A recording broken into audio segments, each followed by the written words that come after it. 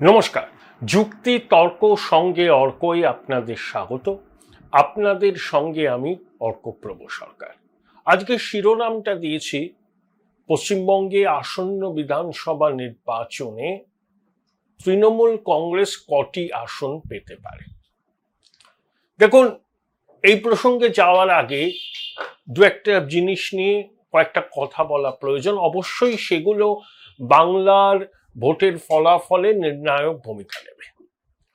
New York Times একটি প্রতিবেদন প্রকাশ করেছে বাংলাদেশের বর্তমান পরিস্থিতি নিয়ে। তাতে তারা বলেছে যে বাংলাদেশে ফান্ডামেন্টাল এক্সট্রিমিস্টরা মাথাচাড়া দিচ্ছে। কতগুলো এক্সাম্পল তারা দিয়েছেন, এগুলো নিয়ে আমি অনেক চর্চা করেছি, যদিও নিউ ইয়র্ক টাইমস এই প্রতিবেদনটা প্রকাশ করেছে বলে দু চার কথা বলা দরকার। সেটাকে হুবহু রিপ্রোডিউস করা হয়েছে টেলিগ্রাফ পত্রিকায়। আমি সেখান থেকেই পড়েছি যে মহিলাদের পায়ে বেরি পড়ানোর চেষ্টা হচ্ছে, তাদের ফুটবল খেলা নিষিদ্ধ করার ঘোষণা দিয়েছে তৌহিদি জনতা।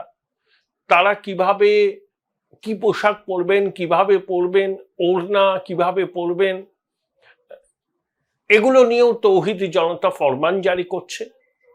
3, ইসলাম ধর্ম অবমাননা করবে যারা, তাদেরকে ফাঁসি দিতে হবে সরকারকে।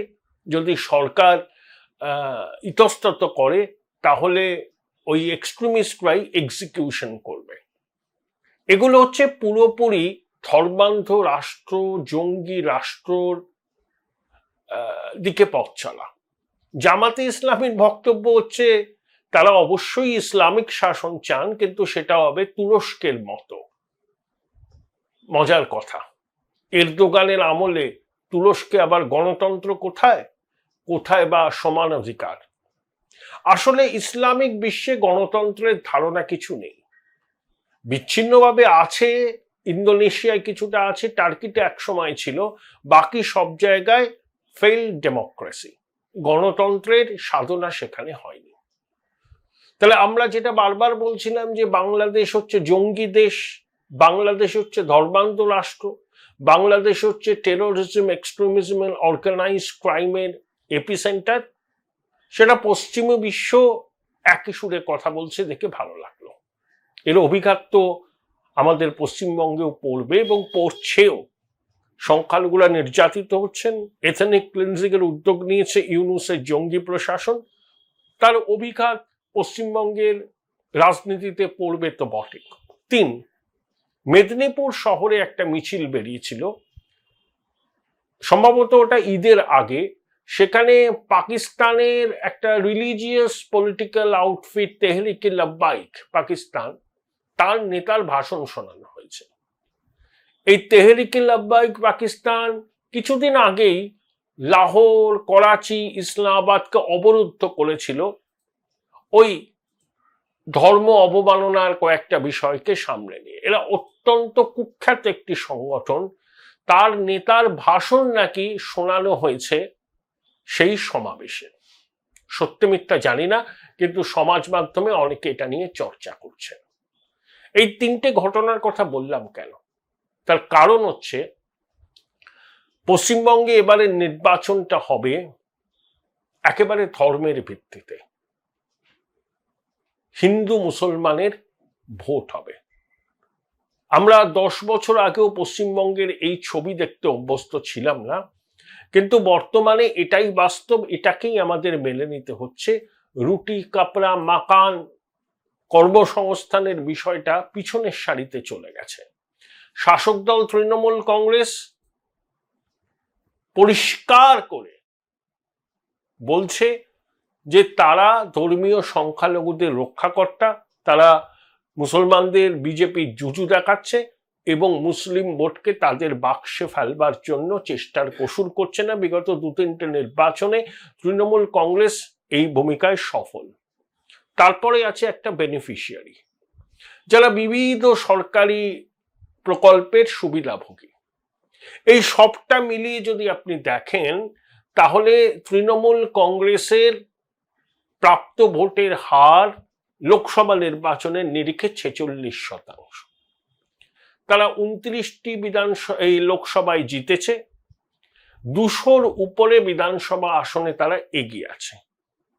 অন্যদিকে প্রধান বিরোধী দল বিজেপি লোকসভা নির্বাচনে পেয়েছিল 39% ভোট, তার পুরোটাই হিন্দু ভোট। হিন্দু ভোটের 55% বিজেপি পেয়েছিল এবং লোকসভা নির্বাচনে 12টা আসনে বিজেপি জয়ী হয়েছিল, কিন্তু লোকসভাকে আপনি যদি মাপকাঠি দেখেন সেই বিচারে 100টি বিধানসভা, এই 90টি বিধানসভা আসনে বিজেপি এগিয়ে আছে।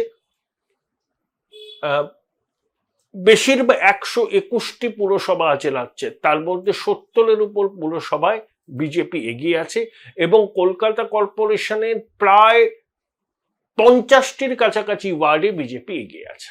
এটা হচ্ছে লোকসভা নির্বাচনের ফলাফলের নিরিখে বিধানসভা ভিত্তিক ফলাফল।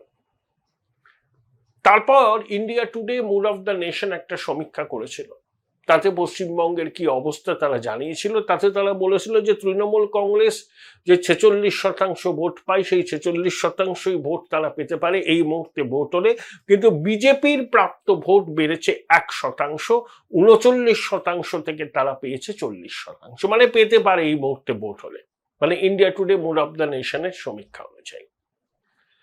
নির্বাচন এখনো 10 মাস দেরি আছে, নির্বাচনের তারিখ ঘোষণা হতেও ওই 10-11 মাস দেরি আছে, কিন্তু পশ্চিমবঙ্গে বিধানসভা নির্বাচনে ঢাকে কাঠি পড়ে গেছে। তৃণমূল কংগ্রেস অত্যন্ত কনফিডেন্ট, 2/3 সংখ্যাগরিষ্ঠতা নিয়ে তারা ক্ষমতায় আসবে, আর বিজেপি বলছে এবার বাংলায় পদ্ম ফুল ফুটবে। তৃণমূল কংগ্রেসের অঙ্কটা খুব পরিষ্কার, তাদের সংখ্যালঘু ভোটের যে ভিত্তি সেটা অটুট থাকবে বলে তারা আশাবাদী। আমারও মনে হয় সংখ্যালঘু ভোট একেবারে লক স্টক অ্যান্ড ব্যারেল তৃণমূলের খাতায় জমা হবে এবং বেনিফিশিয়ারিরা, ধরুন তৃণমূল কংগ্রেস ওই 46%ই ভোট পেল। এবার এখানেই খেলাটা রয়েছে। এবারের নির্বাচন হ্যাঁ মমতা না মমতায় হবে। হ্যাঁ মমতা যারা তারা তৃণমূল কংগ্রেসকে ভোট দেবেন, তো বলার অপেক্ষা রাখে না। না মমতা যারা, তাদের প্রায় 90%-এর বেশি ভোট এবার বিজেপির ঘরে যাওয়ার সম্ভাবনা। এমনকি যারা ঘোষিত বামপন্থী, যারা ঘোষিত কংগ্রেসের সমর্থক, তারাও কিন্তু এবারের ভোটটা বিজেপিকে দেবেন, বিশেষ করে হিন্দু ভোট। ধরুন লোকসভা নির্বাচনে 46% তৃণমূল পেয়েছে, 39% বিজেপি পেয়েছে, তার মানে দুটো দল মিলিয়ে 85%, আর বাকিরা বাম কংগ্রেস আদার্স মিলিয়ে 15%।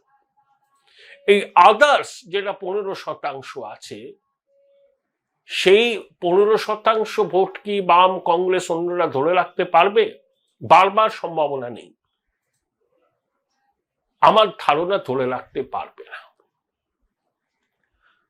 সেই ভোটের একটা অংশ বিজেপির দিকে যাবে, বিশেষ করে হিন্দু ভোট।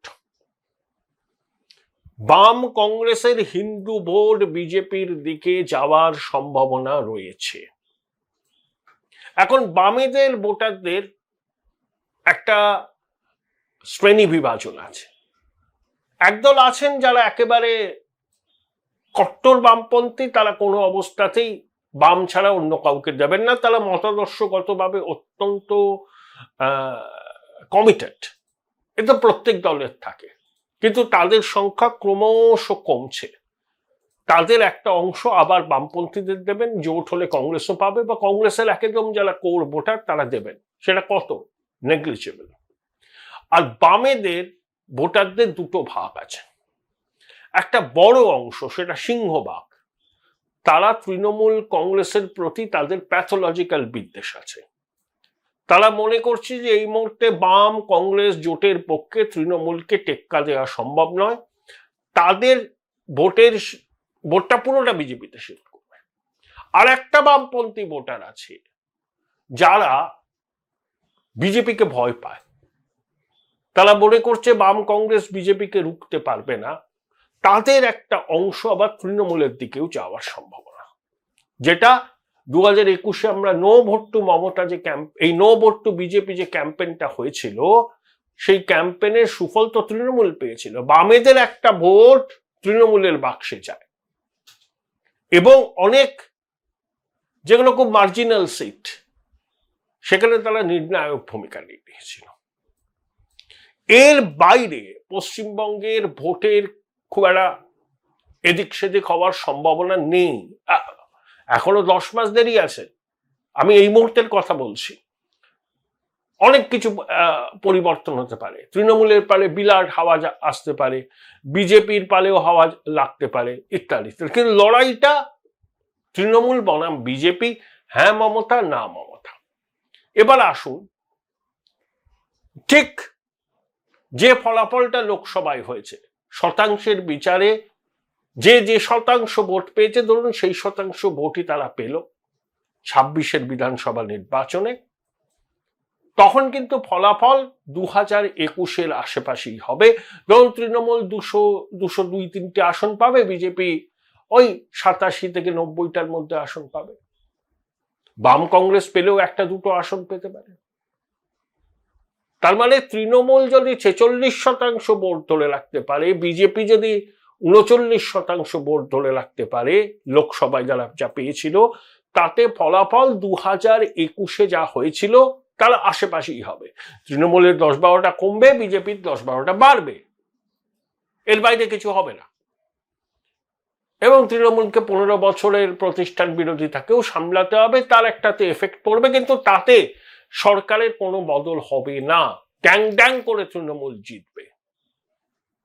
কিন্তু যদি হিন্দু ভোটের মেরুকরণ আরো তীব্র হয়, যদি BJP 44%, mood of the nation India Today বলছে 40% ভোট পেতে পারে এই মুহূর্তে ভোট হলে বিজেপি, তৃণমূল 46% পাবে, তাহলে বাম কংগ্রেসের মিলিতভাবে অন্যদের যে 15% ভোট আছে, সেই ভোটের 5% যদি বিজেপির দিকে যায়, তাহলে কিন্তু ওই তৃণমূল 46% ভোট, বিজেপি 45% ভোট, তাহলে কিন্তু ফটো ফিনিশ হবে। আবার তৃণমূলের হিন্দু সমর্থকদের একটা অংশ যদি বিজেপির এই ন্যারেটিভে সাড়া দেয় যে হিন্দু খাতরে মে হ্যায়, হিন্দু নিজ ভূমি পরবাসী, পশ্চিমবঙ্গ আর বাঙালি হিন্দুদের জন্য সুরক্ষিত নয়, বিজেপি যে ন্যারেটিভটা তৈরি করছে, এটা যদি তাদের মনে প্রভাব ফেলে, তাহলে তৃণমূলের হিন্দু ভোটের একটা অংশ যদি বিজেপিতে যায়, তাহলে বিজেপি চমকে দিতে পারে। আমি ধরলাম যে তৃণমূলের ভোট ইনট্যাক্ট রইল 46%, বাম কংগ্রেসের ভোটের একটা অংশ, বিশেষ করে হিন্দু ভোটারদের যারা এখনো দেয় বাম কংগ্রেসকে, তাদের একটা অংশ যদি বিজেপির দিকে শিফট করে, এবং বিজেপি তাহলে কি হিন্দু ভোটের মেরুকরণ বিজেপির পক্ষে প্রায় 60% হলো, তাহলে দুটো দলের ভোটের ফারাক হবে 1%। Join Indian Institute of Hotel Management now. Right choice, right decision. আমার ধারণা এরকম একটা বিষয় ঘটলে তৃণমূল 150 থেকে 155টা আসন পাবে, ওই বিজেপি ধরুন পাবে ওই 135 থেকে 37টার মধ্যে, একেবারে নেক টু নেক। তাহলে লোকসভা নির্বাচনের প্রাপ্ত ভোটের হার যদি তৃণমূল এবং বিজেপি দুজনেই ধরে রাখে, তাহলে 2021-এর ফলাফলেরই পুনরাবৃত্তি হবে, একটু এদিক সেদিক, কিন্তু মেজর কিছু চেঞ্জেস হবে না। তৃণমূলই ড্যাং ড্যাং করে ক্ষমতায় আসবে 200-র কাছাকাছি বা জাস্ট 200-র উপরে আসন পেয়ে, বিজেপির আসন বাড়বে, 90টা হয়তো আসন পাবে। কিন্তু তৃণমূল 46%ই ভোট পেল আর বিজেপি পেল 45, বাম কংগ্রেসের হিন্দু ভোটের শিফট হলো, তাহলে কিন্তু বিজেপি 135-এর নিচে নামবে না। তখনও তৃণমূল সরকার গঠন করবে, কিন্তু খুব রাজোর থিন মেজরিটিতে। সেই সরকার তৃণমূল চালাতে পারবে কিনা আমি জানি না। তৃণমূল খুব সেফলি সরকার চালাতে পারে যদি 180+ আসন তারা পায়, না হলেই সেই সরকারের স্থায়িত্ব নিয়ে প্রশ্ন উঠবে। আর তৃণমূলের হিন্দু ভোটাররা যদি বিজেপির হিন্দু খতরে মে হ্যায় ন্যারেটিভে প্রভাবিত হন, মানে যে মাতৃশক্তি তৃণমূলকে ভোট দেন, লক্ষ্মীর ভান্ডার থেকে শুরু করে কন্যাশ্রীর যারা সুফল পেয়েছেন, তারা যদি মনে করেন যে ঠিক আছে আমরা তো পেয়েছি, বিজেপিও বলছে তো অন্নপূর্ণা ভান্ডার দেবে, কিন্তু আমি তো হিন্দু, আমার হিন্দু আইডেন্টিটি বিপদের মুখে পড়বে না তো, সেটা যদি মা বোনেদের প্রভাবিত করে, তাহলে কিন্তু বিজেপির পক্ষে সুবর্ণ সুযোগ। তখন বিজেপি 47-48% ভোট পেয়ে 180টার কাছে আসন পেতে পারে। তিনটে সম্ভাবনা আছে, এর বাইরে কিছু হবে না। 2021-এর ফলাফলের মোটামুটি পুনরাবৃত্তি। 2, তৃণমূল ক্ষমতায় আসলো কিন্তু ঘাড়ের কাছে বিজেপি নিঃশ্বাস ফেলল। 3, হিন্দু ভোটের এমন মেরুকরণ হলো এবং তৃণমূলের হিন্দু ভোটও বিজেপির দিকে গেল, তাহলে বিজেপি 180টার কাছে আসন পেতে পারে। এগুলো সবই সম্ভাবনা। এটা তো আমি আর ওপিনিয়ন পোল করিনি, কিন্তু বাস্তব যা দেখছি অত্যন্ত চার্জড অ্যাটমসফিয়ার এবং শার্প ডিভিশন। ধর্মের ভিত্তিতে মেরুকরণ হচ্ছে ভোটারদের, এটা বাস্তব, এটাকে মানতে হবে। আমি আকাশ কুসুম কল্পনা করে লাভ নেই। তারপর বাংলাদেশের ঘটনার অভিঘাত তো সাংঘাতিকভাবে পড়েছে, এবং বাংলাদেশে যা চলছে, নির্বাচন হবে কিনা আমি জানি না, সম্ভাবনা কম। এবং র্যাডিক্যাল ইসলাম যেভাবে মাথা চালা দিচ্ছে, হিন্দু নিধনযোগ্য হচ্ছে, হিন্দুরা তো দ্বিতীয় শ্রেণীর নাগরিক ওখানে। আর বাংলাদেশে থেকে সবকিছু খুইয়ে বহু মানুষ আমাদের পশ্চিমবঙ্গে এসছেন, তাদের স্মৃতিতে এখনো কিন্তু তাদের উপর অত্যাচারের ঘটনা টাটকা আছে। তারা জানেন কিভাবে তাদেরকে পৈতৃক প্রাণটুকু হাতে নিয়ে সীমানা পেরিয়ে দেশে আসতে হয়েছিল। তাই বাংলাদেশের হিন্দুদের উপর নির্যাতনের অভিঘাত পশ্চিমবঙ্গে হিন্দু সমাজকে অবশ্যই আন্দোলিত করছে এবং আরো করবে, এবং সেটা হিন্দু ভোটের মেরুকরণের পক্ষে একটা সহায়ক হিসাবে কাজ করবে। দেখুন, আপনি বিজেপিকে কমিউনাল পার্টি বলতে পারেন, সেটা আপনার ব্যাপার। কে কিভাবে কোন রাজনৈতিক দলকে দেখবে সেটা তার ব্যাপার। আমি বামপন্থী বলুন, তৃণমূল বলুন, সবাইকেই দেখলাম। বামপন্থী দেখলাম সেদিনকে গাজায় ইসরায়েলের হামলা নিয়ে তারা একটা মিছিল টিছিল করেছে, অতীতেও তারা করতো, এখনো করছে। তৃণমূল অবশ্য এটা নিয়ে খুব একটা হয়নি, তারা বাংলাদেশের হিন্দুদের বিষয়টাকে নিয়ে খুব একটা সোচ্চার হয়নি, ওই ভোট ব্যাংক খোয়ানোর ভয়ে। কিন্তু বিজেপি প্রথম থেকে বাংলাদেশে হিন্দুদের উপর নিপীড়ন অত্যাচারের বিরুদ্ধে সরব। আচ্ছা, গাজায় ইসরায়েলের হানার বিরুদ্ধে শহরের রাজপথে বামপন্থীরা প্রতিবাদ করছেন, আর বাংলাদেশে হিন্দুদের যেভাবে মুছে ফেলার চেষ্টা হচ্ছে তার বিরুদ্ধে তাদের কেন প্রতিবাদ নেই? কেন মিছিল করছেন না? লোক দেখানো প্রতিবাদ বিবৃতি দিলে হবে না, কেন মিছিল করছেন না? পারবেন না আপনারা। আপনারা ছোট্ট ধর্ম নিরপেক্ষ, আপনাদের কাছে ধর্মীয় সংখ্যালঘুদের সাম্প্রদায়িকতা কোনো গুরুত্বই বহন করে না। কিন্তু বৃহত্তর হিন্দু সমাজের কয়েকজন ফ্রিঞ্জ এলিমেন্ট যদি অনভিপ্রেত কাণ্ড ঘটিয়ে বসে, তখন আপনারা বলেন ধর্মনিরপেক্ষতা বিপন্ন। নতুন ভারত আপনাদের এই চালাকি ধরে ফেলেছে, সেই জন্য আপনারা শূন্য থেকে মহাশূন্যে যাচ্ছেন। এবারও দেখবেন একই রকম ফলাফলের পুনরাবৃত্তি হবে। আমরা সনাতনী, জানেন, আমরা গর্বিত হিন্দু। ওপার বাংলায় সনাতনীরা আক্রান্ত হলে আমাদের হৃদয়েও রক্তক্ষরণ হয়। আমরা আমাদের মতো করে প্রতিবাদ করি। আশা করেছিলাম পশ্চিমবঙ্গের সবকটি রাজনৈতিক দল এই ঘটনার বিরুদ্ধে প্রতিবাদে সরব হবেন, কিন্তু লোক দেখানো প্রতিবাদ করলো তৃণমূল, কংগ্রেস আর বামেরা। যা প্রতিবাদ করেছে সেটা কিন্তু বিজেপি করেছে। তারা প্রকাশ্যে বলে আমরা হিন্দু স্বার্থ রক্ষাকারী একটি দল। অন্যায় কি আছে? অন্তত ঘোমটার নিচে তো খ্যামটা নাচছে না। এই সমস্ত কিছুর প্রভাব আমার ধারণা 2026 বিধানসভা নির্বাচনে পশ্চিমবঙ্গে পড়বে।